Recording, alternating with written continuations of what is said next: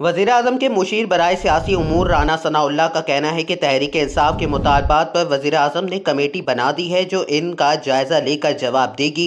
इस्लामाबाद में सेनेटर इरफान सिद्दीकी के हमरा प्रेस कॉन्फ्रेंस करते हुए राना सनाउल्लाह ने कहा कि वज़ीर-ए-आज़म के कायम करदा कमेटी मुतालबात का बाज़ाब्ता जवाब देगी। फिल वक्त मुतालबात पर बादियो नज़र में जो राय है वो सामने रख रहा हूँ। इन्होंने कहा कि आज अपोजिशन ने इलेक्शन के हवाले से कोई मुतालबा नहीं किया। पीटीआई अपने सियासी कैदियों की रिहाई चाहती है। पीटीआई ने अपने किसी सियासी कैदी की तफसीलात नहीं दी हैं। इन्होंने बानी पीटीआई की रिहाई का भी मुतालबा किया है। आपको आम खबर से आगाह करें।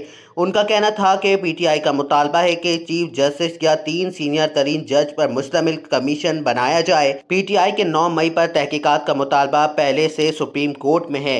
आपको अहम खबर से आगाह कर रहे थे। आपको बताएं कि वज़ीर-ए-आज़म के मुशीर बराए सियासी उमूर राना सनाउल्लाह का कहना था कि तहरीक-ए-इंसाफ के मुतालबात पर वज़ीर-ए-आज़म ने कमेटी बना दी है जो इनका जायज़ा लेकर जवाब देगी।